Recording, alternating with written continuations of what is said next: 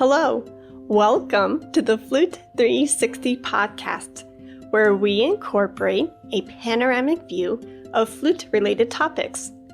I am your host, Heidi K. Begay, and this is episode 171, an interview with Austin Pancner. Hello, everyone. Welcome back to another Flute 360 podcast episode. We are thrilled that you have tuned in today. As a friendly note, this conversation is also being recorded via video. So I know that this is a new element for 360 listeners, but if you want to see Coach Austin and I in action, you can head over to Heidi K. Begay's YouTube channel and you will be able to see the video. So without further ado, I would love to introduce very briefly my friend and colleague, Austin Pancner. He is today's wonderful guest, and we will be talking about health and wellness. Welcome to the show, Austin. Hi, Heidi. Pleasure to be here. Can't wait to see where this conversation takes us. Yeah, I cannot wait. And for those of you who may not know, Austin and I, for the past 4 or 5 months, maybe not that long, we have been in a group mastermind together. And so we were just talking pre-show of how special this conversation is going to be, because it's not just with an expert, with somebody who, I have been admiring from afar. I think your work, Austin, is fantastic within the health and wellness industry. But then he's come into my inner circle and we have gotten to know each other and work with each other. And we have seen the good, the bad, the ugly, all of it within masterminds. And I'm so appreciative of your friendship and of your support within my life. Oh, Heidi, such kind words. Thank you. That warms my heart. And I don't know how long the mastermind has been. It's been a crazy ride. But definitely a lot of ups and downs. And it's just been a real pleasure to actually get to know you over the past 4 or 5 months, as well as everybody else who's listening, who is in that mastermind as well. It's not just us two. But yeah, it's an honor to be on here. I was actually reflecting and telling my fiance earlier, you're one of the first podcast hosts that I reached out to when I started launching the functional musician. And that was about a year ago. So it is coming full circle. And it's I would have never envisioned in a million years that you and I would be so close and we'd be having these, really deep conversations almost on a bi-weekly basis. So really the pleasure is all mine. And it's really an honor to be here. Oh, you're so kind. You brought me all the way back. I totally forgot. You're right. We reached out through LinkedIn. Yeah, that's right. Yeah. Oh my gosh. I'm being put on the spot now. I remember now. You were so kind and you said, hey, I want to get to know you and blah, blah, blah. And I said, yes, I want you on the show. I don't know when. And literally it took a year. So my apologies. Oh, it's okay. It's okay. Everything happens for a reason. And hey, my whole entire reaching out wasn't to get on the podcast, was to get to know you. And that actually happened first. So I think that's actually a really beautiful thing. I love it. So without further ado, let's jump right into health and wellness. But before we do, can you share with the listeners a little bit about yourself? Yeah, totally. So I'm a bass trombonist, an educator, and a musician health and wellness coach. And I run the Functional Musician, where I help musicians live and perform without pain. And I kind of stumbled on this venture back in my grad school days when I entered an injury cycle that lasted about 3 years. And I tried a whole bunch of different things. And a lot of things were very, very helpful, but I kept reverting back to certain habits and certain patterns that would debilitate me further and injure me further. And it was really, really hard to get out of. And I was in this really, really, really dark place, Heidi, really dark place where, I convinced myself I no longer loved music. I wouldn't listen to music. I wouldn't listen to anything.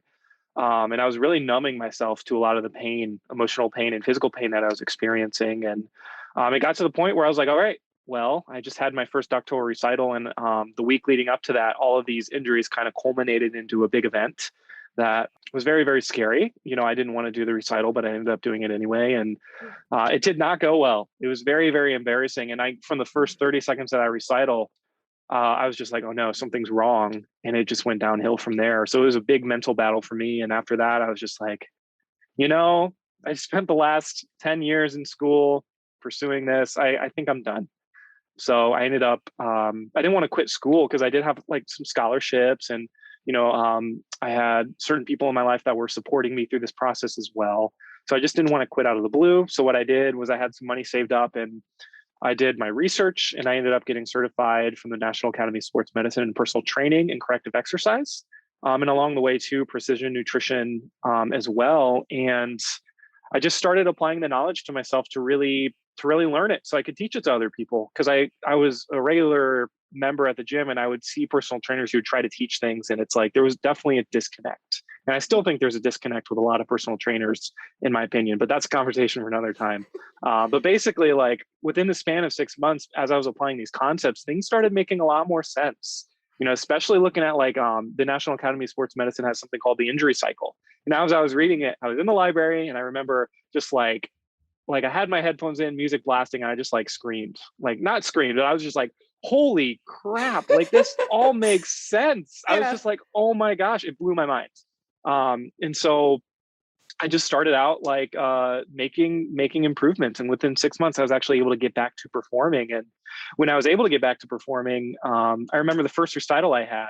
After that, and maybe it wasn't the best recital I've ever done because obviously going through an injury for 3 years really does debilitate both your mental and physical well-being, and definitely inhibits you from improving as quickly as someone who your peers that aren't necessarily going through the mental and physical traumas that you are. And it was just amazing. All of that love, all of that passion, all of that fulfillment, all of that joy came back. And I was like, I love music. I've always loved music. It was just really clouded by all of the darkness that I was experiencing. And Indiana University has something called the OECD office, the Office of Entrepreneurial Career and Development. And I went to them actually during my injury, and I was like, just to talk to someone because I didn't, like when I was about to quit, because I was like, I just didn't know what to do anymore. And they actually helped me cultivate this idea of what the functional musician is today. And so what happened was right before COVID, I won the innovation competition, and that's a yearly pitch competition that the OECD office runs, and you get a stipend and like a fund to launch your business. So I ended up winning that. I did a couple of other pitch competitions where I got some funding as well, and those all went into more certifications, all went into more knowledge and more accreditation, and then COVID hit, and then I was like, all right, like I can't wait until I'm done with school. It's either now or never, and I just kind of went with it. And fast forward a year. I mean, I had my 1 year anniversary with the functional musician 2 weeks ago, and it's just been an incredible journey, and I'm just so grateful that I'm actually able to help people, and I'm actually able to be a resource for people because it's like I tried all of those different things, and the thing that was lacking for me was something that made sense. Not sitting up straight, not stretching, not doing this. I wanted to know why something was happening and connect it to a bigger picture. And looking back, it's kind of funny because it's like I've been in education all my life, and what I was lacking was education, I guess, for myself that I needed. But hey, that comes with maturity as well, and it's just like it comes full circle. And that's just a little bit about how things have got started. If you're interested in learning more about like the actual event where I did get injured, I do have a blog post where I share a little bit more in-depth story about how I was in jazz band and how that happened in a little bit more detail here and there. But that's the SparkNote version, and again, it's just really really cool to be able to do this and to be able to help other people because that's really what it's all about. Oh my goodness, Austin. I'm over here. There's like a million goosebumps. And first, as somebody who can relate to having an injury and looking at the instrument and being in that cloudy, dark space, I resonate with everything you said. And secondly, I'm so glad that you pushed through to find those resources to help yourself and be that guinea pig, for yourself. And then to then offer that information to the community. Oh my goodness, like that's amazing. And I think one of the gold nuggets that I'm hearing in all of this is that sometimes our message comes out of our mess, you know? Yeah, So Yeah. that yeah, kudos to you for pushing through that. And the other huge, like, oh my goodness moment is the fact that when you were reading the injury cycle that you had mentioned earlier, and you had this oh my gosh moment, that's how I was with food and the food that we Hmm. eat. And I've never said this before, but because you're a friend and all my listeners are friends, I don't mind being extremely vulnerable. I have suffered with endometriosis for some time and I was not eating well. Like in the first couple years of being a self-employed musician, I was eating junk and I was in a lot of Hmm. pain.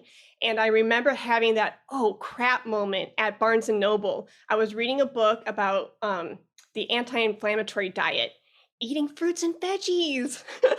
What? Eating soup? What? What? Mind blown, right?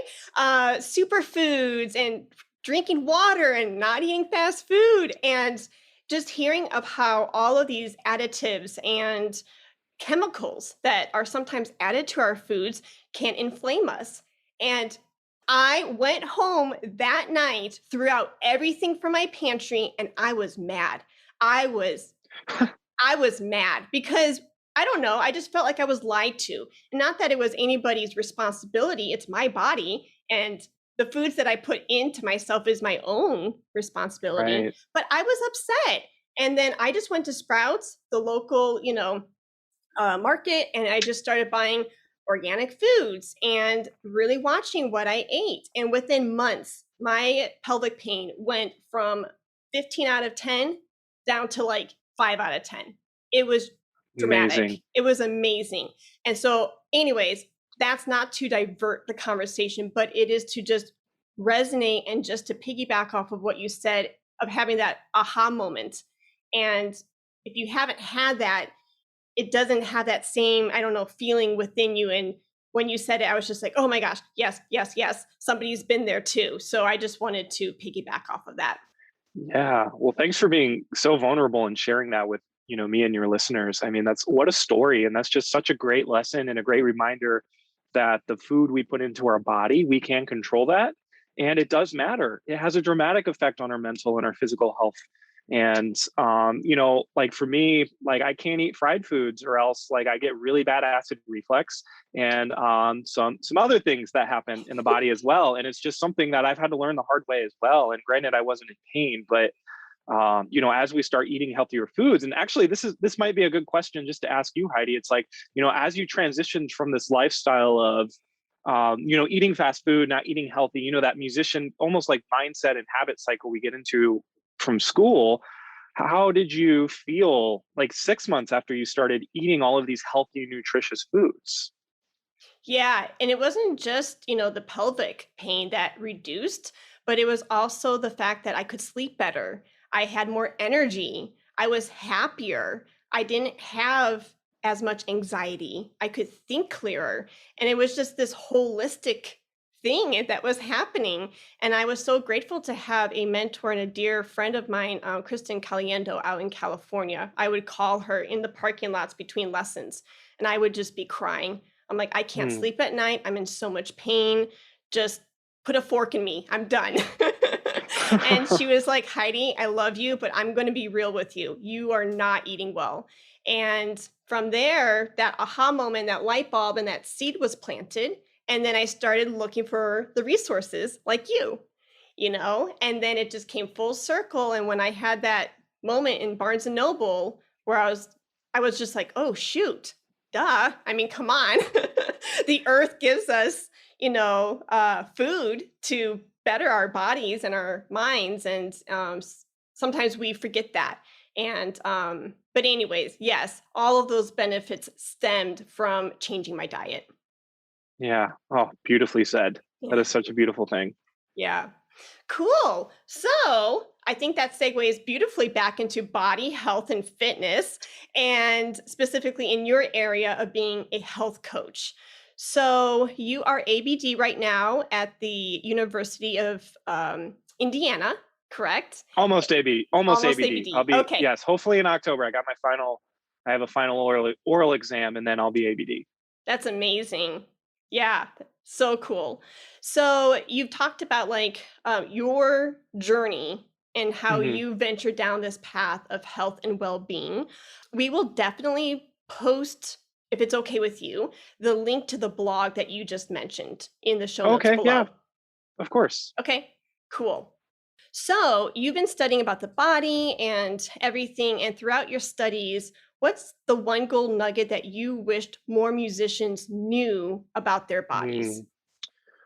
Mm. That's a really great question. I don't know if I can give one single nugget.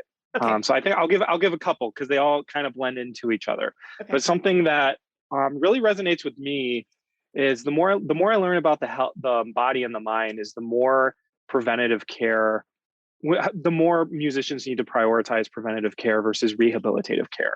And oftentimes I see so many musicians who are in pain and then they're not in pain. Maybe the pain only happens 1 week or 1 week out of the month, or maybe it happens a couple of times a month. But if that happens every single month, something is not going right. It is not natural to feel that way. And oftentimes we'll wait until our entire body breaks down or shuts down or stops working to go and get help. And I'm going to make an analogy. Your body is, a lot like a car. And with preventative care with your car maintenance, you don't wait until you're completely out of oil to go get an oil change. Like your engine will die. It'll completely ruin the longevity of your vehicle. And it's going to do some funky things along the way and affect other parts in the car if there's not oil in the machine. And our body is the same way. Our mind is the same way. And when we wait until our body breaks down or wait until there's something wrong, Mm, um, oftentimes you're too late. And it takes so much more effort. It takes so much more time. It takes so much more financial resources, from doctor visits, MRIs, x-rays, possibly surgery, depending on your situation, maybe regular PT or chiropractic for a great while. I visited a chiropractor for 2.5 years at $60 a session weekly.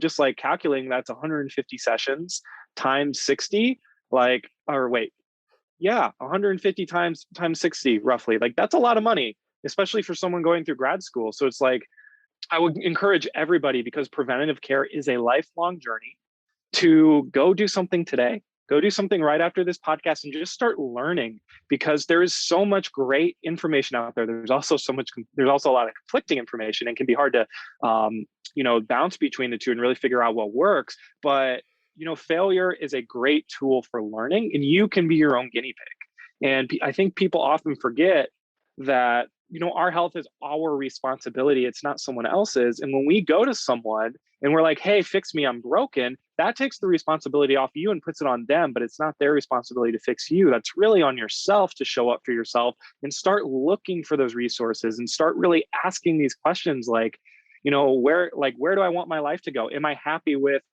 how my body and my mind is feeling?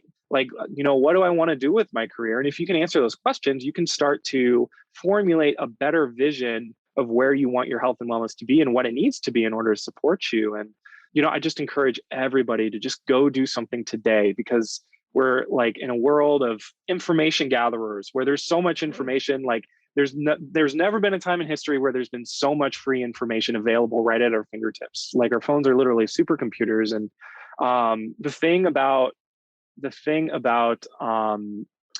any change, developing a skill, and improving your health, action needs to be a part of the equation. You can have Oh, all the information in the world, and if you never do anything about it, it's just information.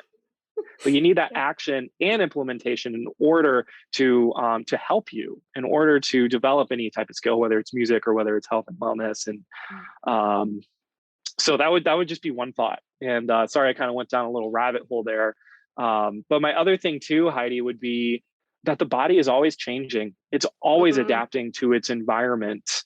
And whether you're in a car, whether you're in a plane, whether you're in rehearsal, whether you're slunched over, whether you're watching Netflix, whether you're walking, the Mhm. the body is always changing and adapting. So with that said, when we think about being injured, we often think about, we're broken, we need surgery, oh, we're going to be in pain for forever. But if we just have this basic principle of the body is always adapting, what if we set the body and the mind up in an environment that supported a change in a positive direction Okay. towards healthier movement that maybe wasn't painful, towards restoring the functionality of certain systems in your body, such as your shoulder, your scapula, and your arm, so you are no longer experiencing wrist pain.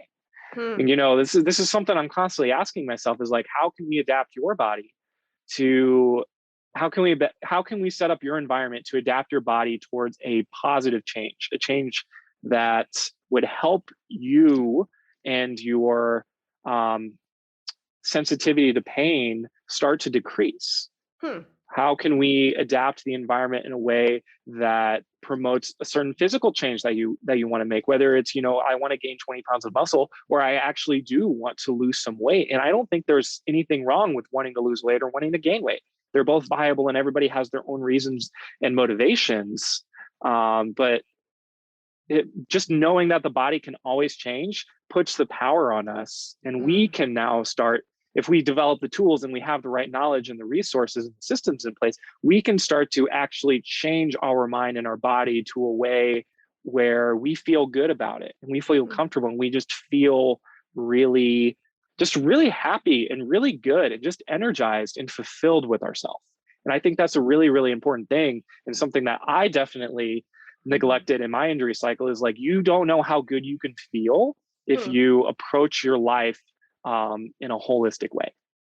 I love that. Oh my goodness. So you have more power than you realize you do. Yes, 100%. 100%. And, this like begs the question too. This could be a whole can of worms we may not Yeah. want to go down, but something that I've been really questioning lately is like, pain has always been looked at as a medical issue. Okay. And, as musicians, where, there's so many contrasting studies, but there are a lot of studies that show anywhere from 63 to, I think, is about 92 or 93% of musicians will experience an injury in their lifetime. It's like, where is this line between pain is something that we can actually control and we can manage and we can prevent, and where does that pain fall on the lines of needing to go to a medical service provider or a medical specialist? And that's not a question I can answer right now, but it just begs Hmm. to differ. Is like, we do have power over our own body and what we do.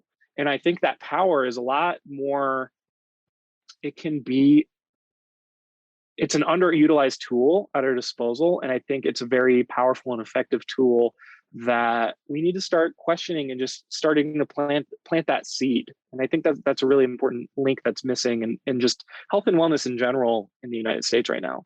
Yeah, I could not agree more. And I am not about to make this all about my journey through endometriosis at all. But again, I'm bringing it back full circle. I was not just only upset with the system and feeling like I wasn't given the right information, but I was kind of mad at myself too, because I realized that knowledge is power.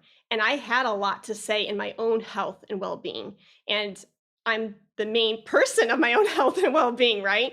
But the thing that you said was we do have lots of power. And it is so true because all these doctors that I went to, they said, "Oh, here's the medicine. Slap on a Band-Aid. Let's just take out your organs. Let's do Yeah. surgery." I'm like, "I'm 24 years old. You're not taking out organs." And so I just put my foot down and I said, "I'm going to figure it out. I'm going to give myself the resources. I'm going to do this." And it was a mixture of sleeping well and eating well and exercise and taking back that control, and I was able to move the needle forward for myself in a very powerful, strong way without any help. Now, I'm not going around my big disclaimer here is like, of course, like I'm not a medical doctor, but I took the reins. I said, this is enough. I need to figure out the answers because who was down my path in that moment, in that season, those doctors were not advocating for me. They were not giving me resources. So that comes all back to what you were saying, Austin. You have more power than you realize. And, you know, if people aren't being, that resource for you, do it for yourself and then get the right people like Austin. Get people in your life to, help you and train you the right way. Yeah. And I think that's, oh, Heidi, I love everything you just said. And, this just highlights, like, back to accountability. It just highlights accountability. And if someone in your life is not supporting you, if someone in your life, like a medical provider, is not giving you what you know deep down in your gut that you need, the awesome thing about that is you don't have to go back. You can search for other people. You can go out and be the resource for yourself. And oftentimes, like, that is going to teach you more about yourself too. And it's going to be more of a spiritual journey than just, calling someone up and expecting them to help fix that problem for you. So I completely resonate and agree with what you said. Hmm. Very Yeah. cool. I love it. I love all the parallels and the connections here. It's amazing. So, if there is, since we are talking about musicians who may be listening to this right now and they are in pain, what is your advice to them so that way they can start implementing change within, their lives?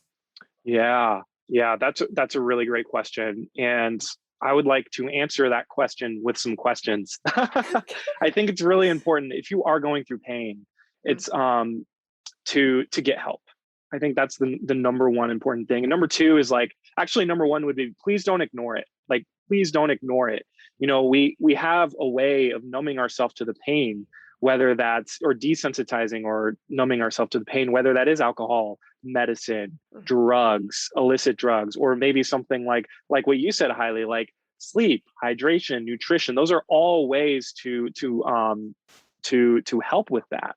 But I think something that's really important is that ignoring it isn't going to make it go away. It's mm, not.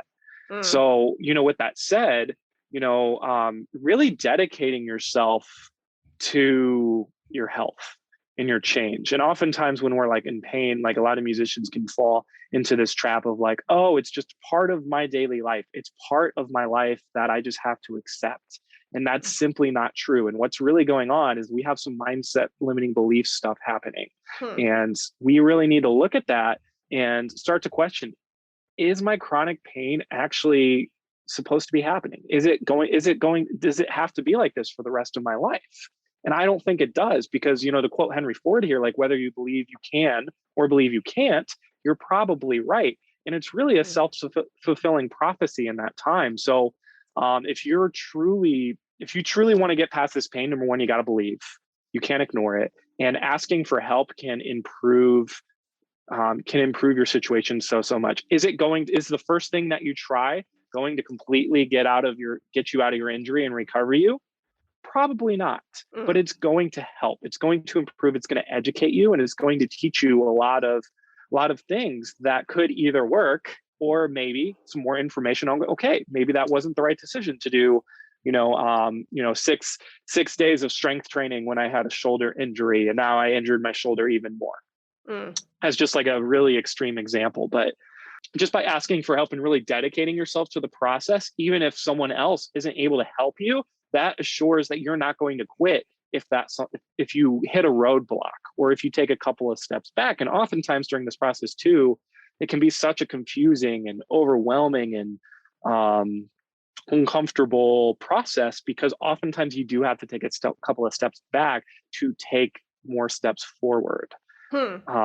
So yeah, just some food for thought.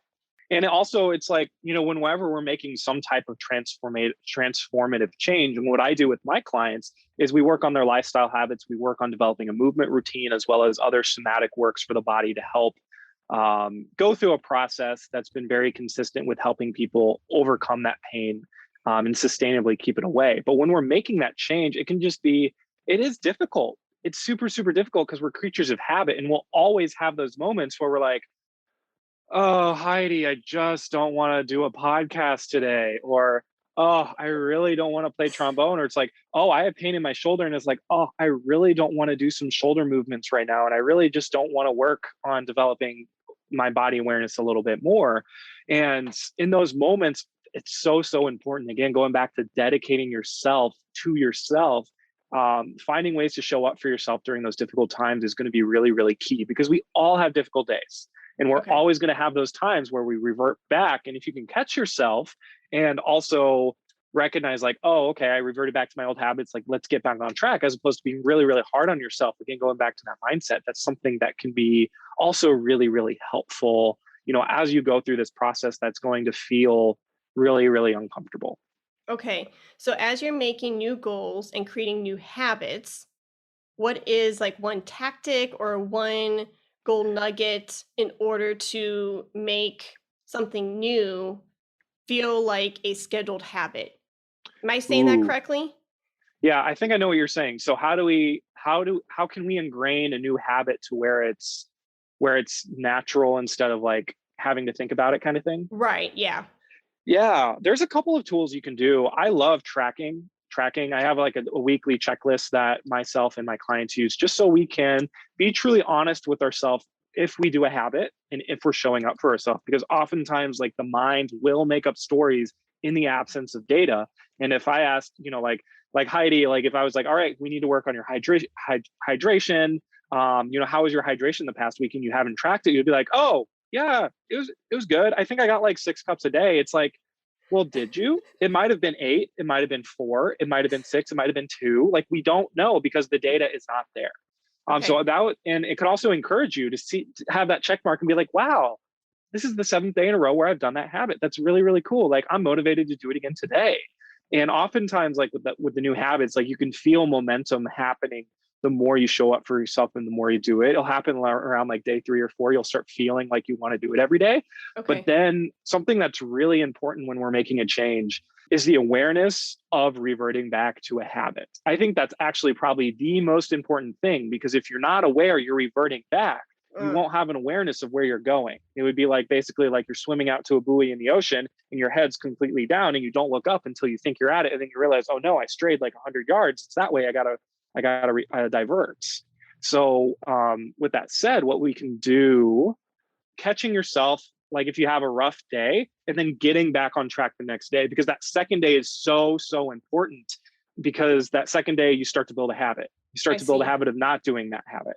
And a lot of people who are going into exercising for the first time in a while, or if they take a couple of days off, it will be so much harder for them to find the motivation to actually go to the gym as opposed to just keeping up that motivation. And that's just like a little mental trick. And just to throw out some like numbers out there, because I know you're a numbers person and so am I. I think it's 21 days to form a habit, 66 days to form new. Wait, sorry. Yeah, 21 days to form a habit, 66 days to form new neural pathways in the brain, and 90 days to create momentum. So it's like Wow. just keeping that in mind. Like it does take a while for habits to be embedded into your subconscious, but by tracking it, by getting in the flow and catching yourself on those off days and making sure you get back on track the next day, that's going to help you stay consistent and help you show up a little bit more so you can actually embed that change and ingrain it. Oh my gosh. Yes. I was going to throw off, I didn't know the 66 or the 90-day figure, but I was going to say, I think it takes 21 days to create a new habit. Yeah. It takes time, but really not Mm-hmm. that much time if you really look at 3 weeks. it. Yeah. Yeah. It's amazing what your mind and body can do. So if you do get off and you recognize, like, oh, okay, I did take 2 steps back, you can pick up where you left off. Totally. Yeah. Totally. So it's not like an all or nothing thing, like, oh, well, shoot, on day 5, and then, right? So then you can Yeah, just pick up where you left off, and you might have hit a little bump in the road, but keep moving forward. exactly. Yeah, let's throw out any forms of self-perfectionism just out the window. And Okay. also recognize if you resonated with what Heidi just said, there may be some deeper things of perfectionism that you might want to dig into yourself. Because Okay. I think if we can't approach our health and wellness from a perfectionistic standpoint, or else we are going to fall off so hard and so fast and so often. But just recognizing failure is essential for growth. Like you're going to have those setbacks, and you're the only way to literally not succeed is to not try and not Mm, show up for yourself. And even on okay. those rough days where you don't do anything, but you show up for yourself the next day, like that's a huge win. Like that's Yeah. that's amazing. Yeah. So yeah, definitely worth thinking about. I love it. Kind of like Nicole in the mastermind saying, I would much rather have you have a messy win than a perfect failure. Yeah, yeah, exactly. Messy action for the win. You can always learn after you do something. You can always adjust. It's not the end of the world. You can always learn something from those things. I love Yeah. it. So, since you are a health and wellness coach, I think it is appropriate to perhaps ask if you are comfortable sharing with us any sort of warm up or exercise that us musicians can implement within our daily lives? Sure. So I think one of the most important things that actually the musician world does really, really well with is the idea of organizing the body. The body needs to be organized in a really, really efficient way, starting Okay. with the spine. When we think about the spine being the epicenter of your body, the hips connect to the spine, the legs connect to the hips. Everything goes to this epicenter, and if the spine gets hurt, like that body is shutting down. If you've ever thrown out your lower back, like that was a great 2 weeks of Netflix binging or Lord of the Rings binging or whatever your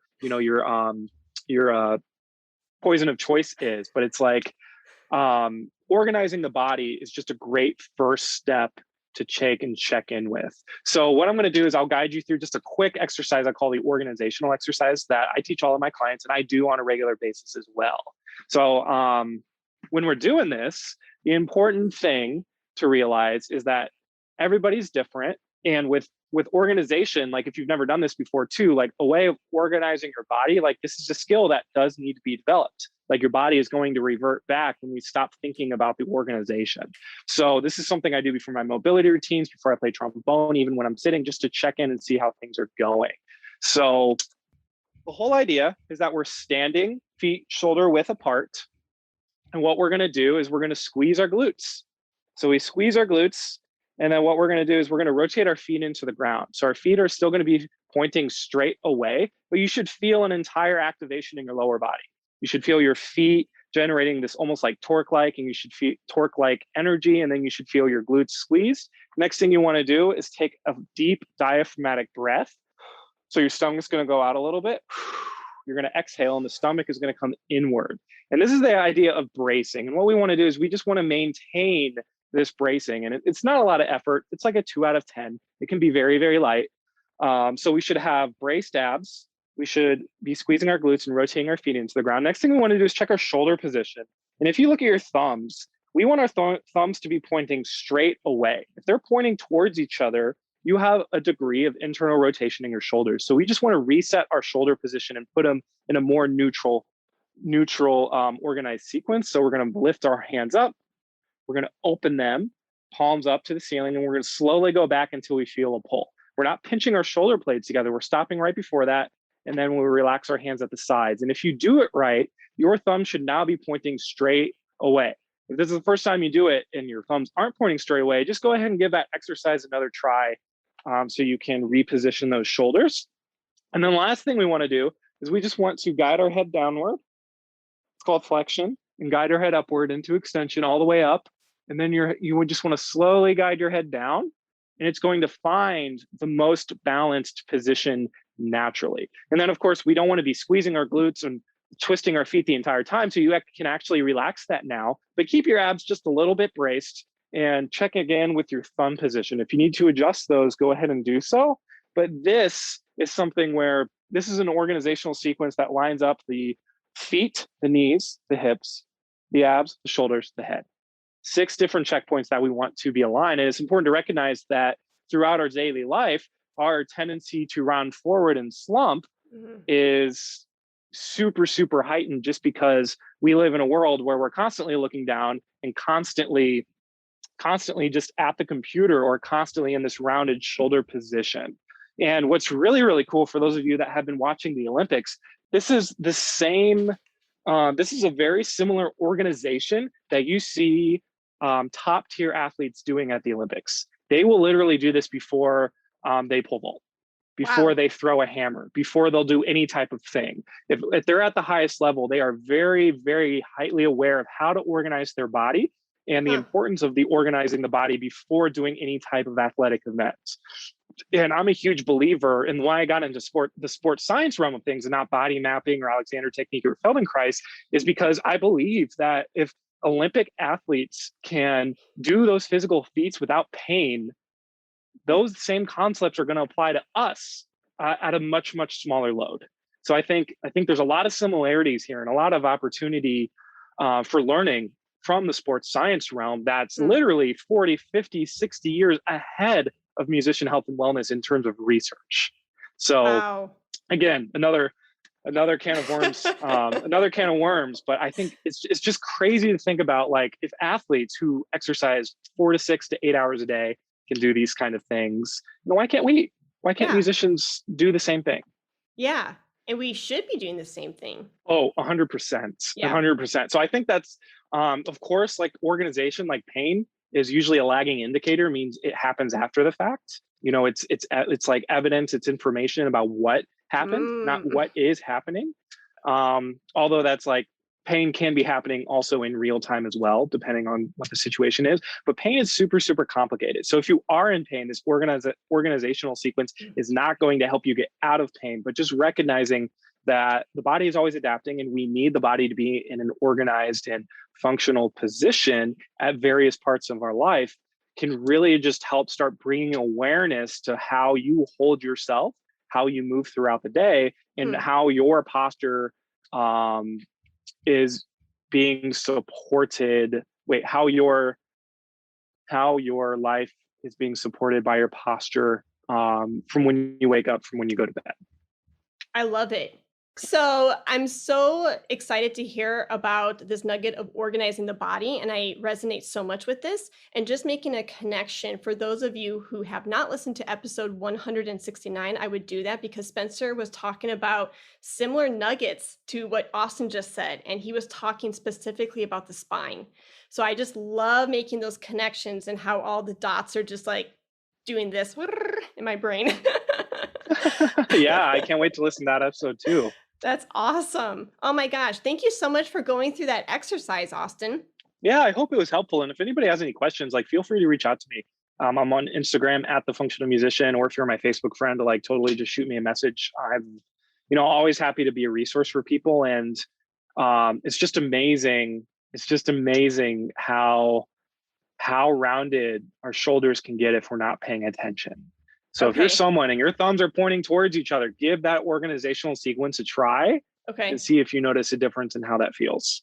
That's amazing. Yeah. So for your website, I'm going to go ahead and place your website's link in the show notes below. And Austin will not say this, but I'm going to say it for him because he is a friend and he's so humble. But he will respond to your IG messages and he is so easy to reach. He is completely engaged within the community. I know his passion and his heart is helping musicians go through rough times. And if you are going through an injury right now, he literally is an amazing advocate for you. And I don't say this often, and I know my 360 listeners will know this, like reach out to him, email him, call him, write him, because he is so approachable. He is very warm and kind and knowledgeable. And to not reach out to somebody like Austin, especially when you're going through a rough patch in your life, I think you're doing yourself a disservice. So, friendly, loving advice is to reach out to people like Austin. And I just think you're amazing. Oh my gosh, Heidi, you're making me blush like so much. If you're just listening on the audio, you can't see my tomato red face right now, but thank you for those kind words. And, I really am here to like help you in any way I can. So one of my values that resonates with my mission to help musicians change lives is to provide a safe place for people. So, my job is to really just be there and be that space for you. So if you feel comfortable reaching out, I know it can be such a uncomfortable thing, especially with pain, because it's such a spicy word in the musician space, Mhm. and it's very misunderstood. But know that I understand you. Know that I'm here. I went through the same things, and I don't want you to go through the same things anymore.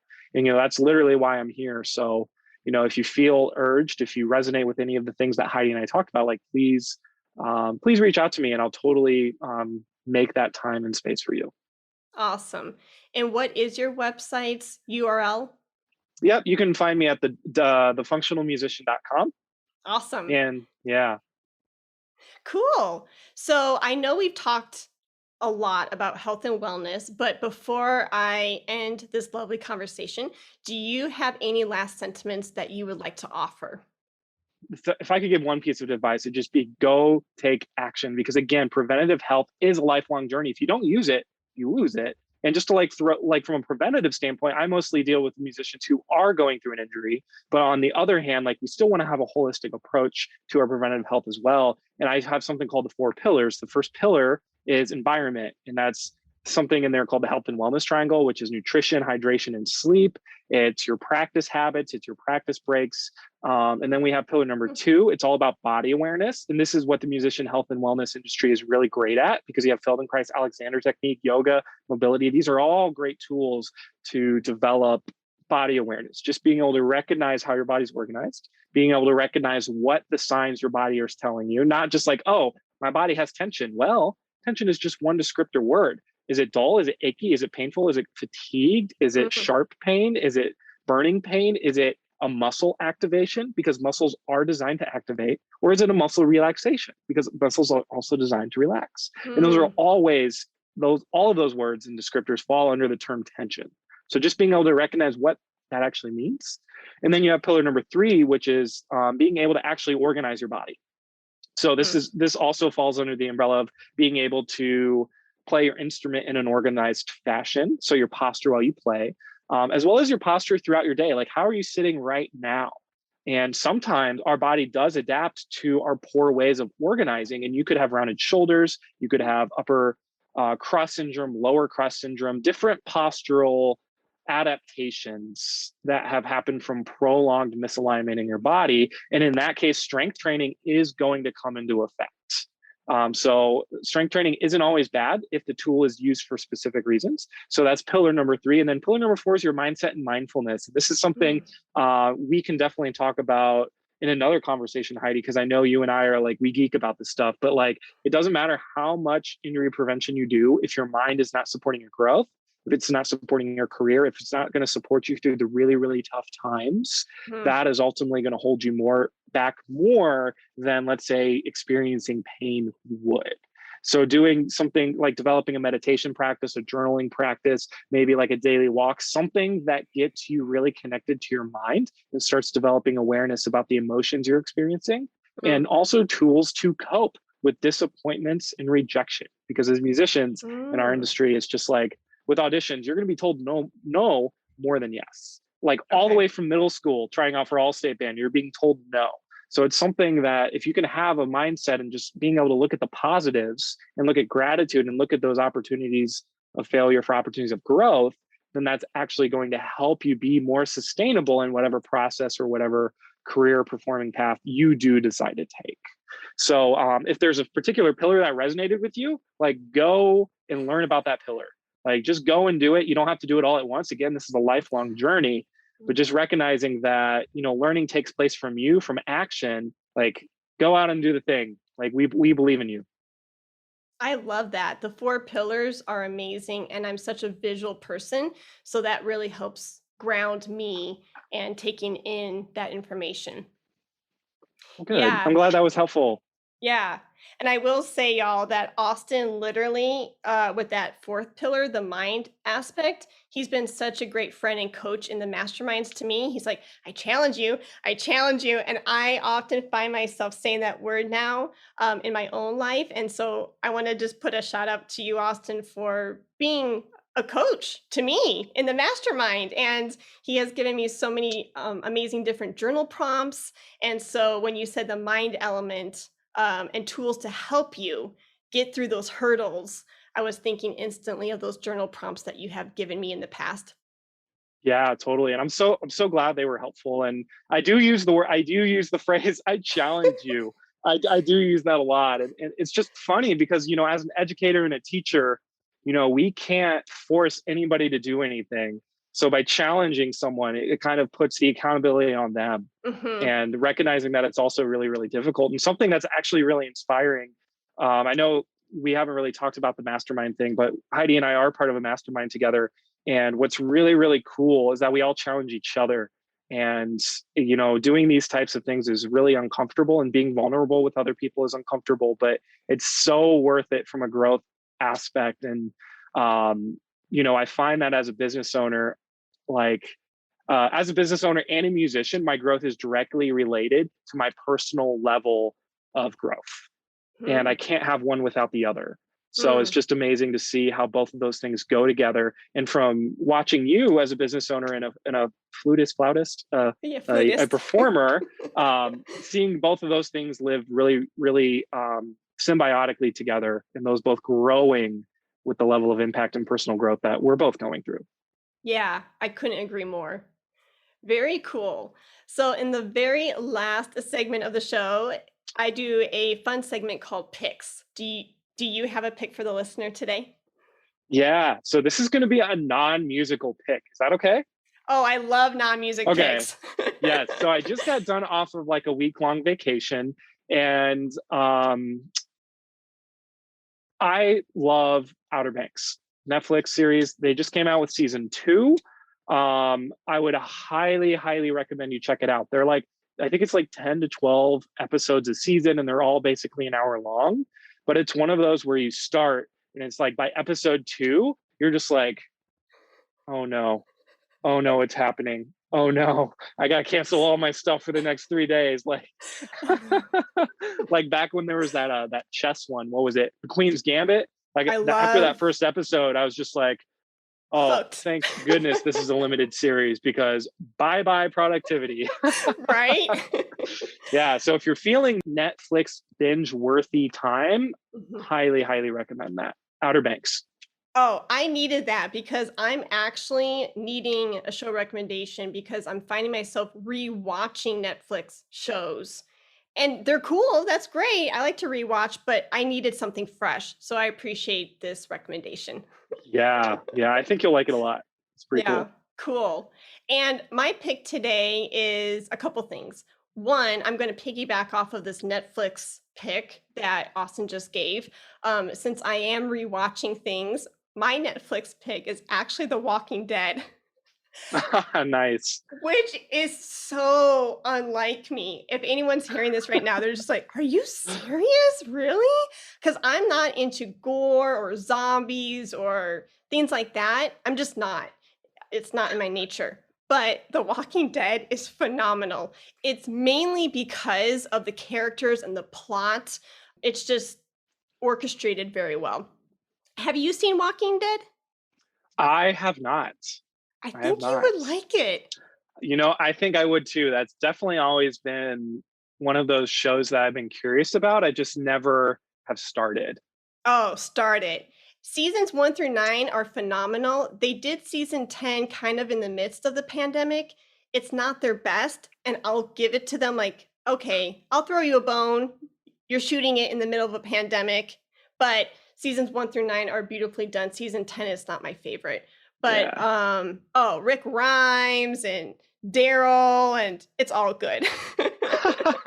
Cool. I'll definitely check that out. Oh, shoot. And my second pick today is our mutual friend and her podcast, Mindy Peterson.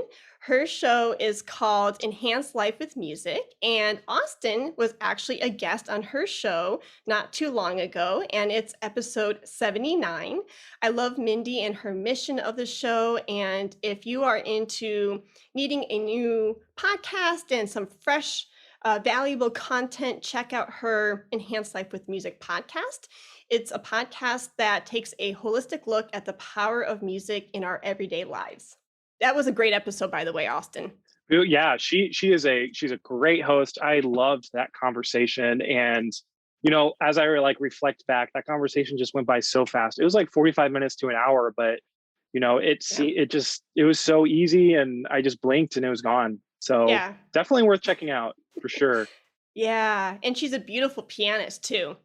So, yeah, awesome. Well, you're amazing. Your content is amazing. I am so stoked to see the successes that you have achieved thus far, and I cannot wait to see your business continue to grow.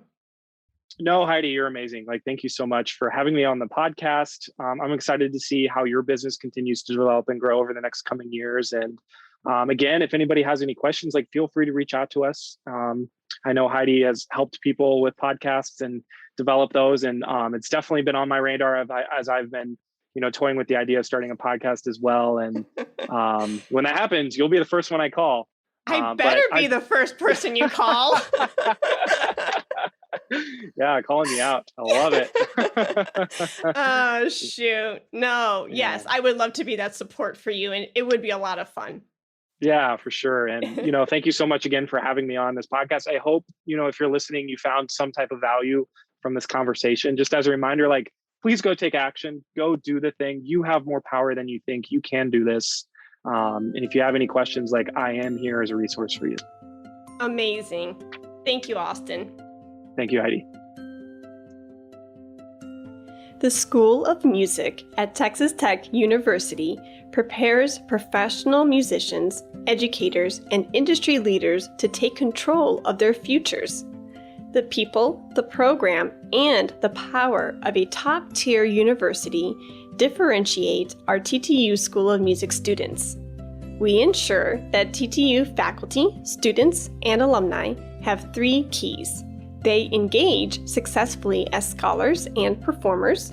They continue to expand their career for years to come with bold strategy and experience.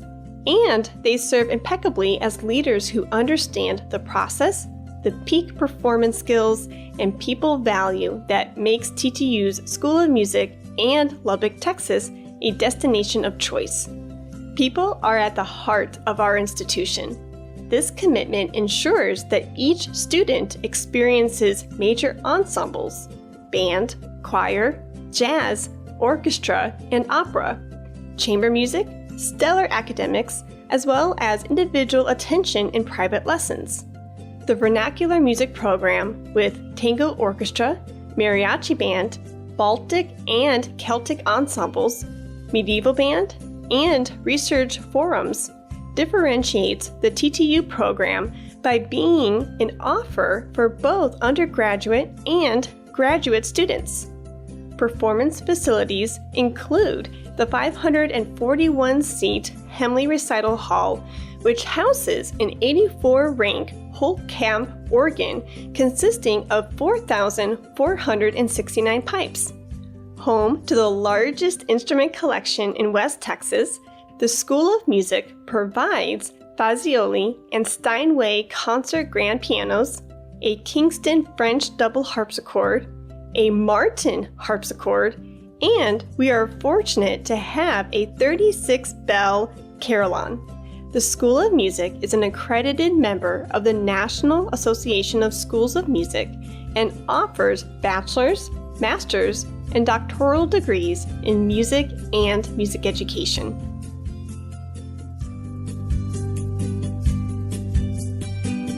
Let's talk about flute.